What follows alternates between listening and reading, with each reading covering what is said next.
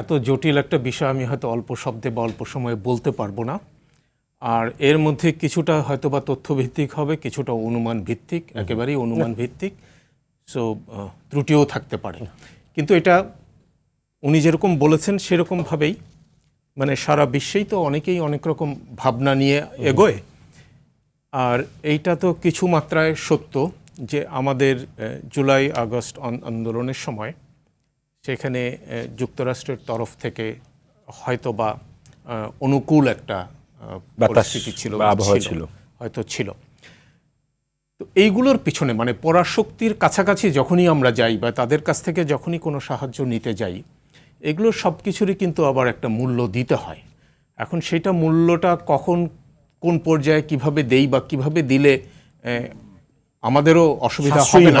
জি জি জি জি জি মানে মূল্য তো আপনাকে দিতেই হবে, কিন্তু সবচেয়ে সাশ্রয়ী মূল্য কোনটা হবে সেটা একটা বিবেচ্য বিষয়। এবং আমাদের মতো আপনার উন্নয়নশীল দেশের জন্য এগুলো সবসময় একটা চ্যালেঞ্জিং অবস্থায় থাকে, এইটা সত্য। একটু আগেই কথা হচ্ছিল, আমি জানি না ক্যামেরার সামনে নাকি ক্যামেরার বাইরে কথাটা হয়েছে, যে 1971 সালে বাংলাদেশ যখন স্বাধীন হয়, তো সেইখানে যেহেতু আমরা পাকিস্তান থেকে পৃথক হয়ে আমাদের স্বাধীনতা ঘোষণা করেছি, তো সেইটা প্রকারান্তরে ভারতের সেখানে একটা উপকার হয়েছে। এই কথা তো আমরাই বলছিলাম তার মানেটা হলো অ্যাকচুয়ালি 1947 সালে যখন বিভাগটা হলো, তখন যেহেতু পূর্ব পাকিস্তান এবং পশ্চিম পাকিস্তান ছিল, ভারতের তুলনায় পাকিস্তানের অবস্থান অর্থনৈতিকভাবে দুর্বল হলেও দুটো পৃথক অবস্থান থাকার কারণে একটা চেক অ্যান্ড ব্যালেন্স কিন্তু ছিল। তো সেই চেক অ্যান্ড ব্যালেন্সটা কিন্তু 1971 সালে এসে কিছুটা নষ্ট হয়েছে, সেটা ভারতের পক্ষে চলে এসেছে।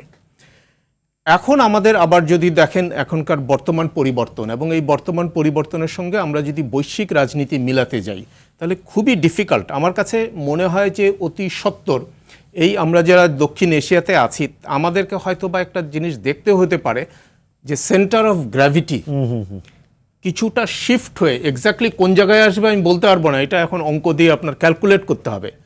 বাংলাদেশ বা বাংলাদেশের পূর্ব অংশে হতে পারে, বে অফ বেঙ্গলে হতে পারে, অথবা মিয়ানমারের পশ্চিম অংশে হতে পারে। এইরকম একটা জায়গায় সেন্টার অফ গ্র্যাভিটি যেতে পারে। কেন যেতে পারে? কারণ এখানে যুক্তরাষ্ট্রের আগ্রহ আছে, এটা আমরা সবাই জানি। চীনের আগ্রহ আছে, ভারতেরও আগ্রহ আছে, এবং ওই যে বললাম পাকিস্তান তার ব্যালেন্সের স্বার্থে তারও পূর্ব দিকে কোনো একটা জায়গা দরকার আছে। তো এই জায়গাটার জন্য তো প্রত্যেকেই এখন লড়াই করবে। চীনের আপনার কিভাবে প্রয়োজন আছে? কারণ চীন একমাত্র এখন সাউথ চায়না সি দিয়ে তারা বের হয়। সাউথ চায়না সিতে অলরেডি সবগুলো দেশের সঙ্গে চীনের কনফ্লিক্ট আছে,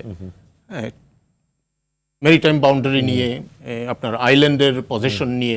জাপানের সঙ্গেও আপনার কনফ্লিক্ট আছে আইল্যান্ডের পজিশন নিয়ে। তো এখন কোনো কারণে ভবিষ্যতে যদি আপনার চীন অন্য পরাশক্তি দ্বারা আপনার কোনোভাবে বাধাগ্রস্ত হয়, তখন হয়তো চীন অবশ্যই চাইবে পশ্চিম দিকে কোনো একটা ওয়ে আউট। সেই জন্যই সে পাকিস্তানের গোয়াদরে যেতে চায়, নৌবন্দরে। সেই জন্যই সে এই মিয়ানমারের চাকফিও একটা বন্দর আছে, অথবা বাংলাদেশের এই দিকটায় আসতে চায়। সেই কারণে তার মানে চীনেরও এই দিকটায় এই কারণে আগ্রহ আছে। একই আগ্রহ আপনার ভারতেরও আছে, কারণ ভারত মনে করছে যে উনি যেটা শুরুতে বলছিলেন যে তারও একটা পরাশক্তি হওয়ার ইচ্ছে আছে, কিন্তু এখন তার আপনার জিডিপি পার ক্যাপিটা বাংলাদেশের থেকেও কম। এত কম জিডিপি, মানে জিডিপি পার ক্যাপিটা নিয়ে তো একজন পরাশক্তির চিন্তা যখন করে, সেই জায়গায় পৌঁছতে হয়তো তার 100 বছর লাগতে পারে। 100 বছরে তো দুনিয়ায় অনেক পরিবর্তন হয়ে যাবে। হ্যাঁ, তখন এই আদৌ মানে জনশক্তি কোনো ইয়ে থাকবে কিনা, আপনার কোনো ফ্যাক্টর থাকবে কিনা, সেটা তো আমরা কেউ বলতে পারি না। হ্যাঁ, যে কৃত্রিম বুদ্ধিমত্তা যেভাবে জায়গা করে নিচ্ছে, আপনার যুদ্ধ হয়তো মাঠে নাও হতে পারে। অনেক রকম পরিবর্তন 100 বছর 50 বছরেও অনেক রকম পরিবর্তন হয়ে যাবে। কিন্তু ভারতের একটা আগ্রহ আছে, এবং ভারতের তো ওই যে নর্থ ইস্ট স্টেটগুলো এখনো তো ভালনারেবল, এর উপর তো কেন্দ্রের যে পুরো নিয়ন্ত্রণ আছে তাও ছোট।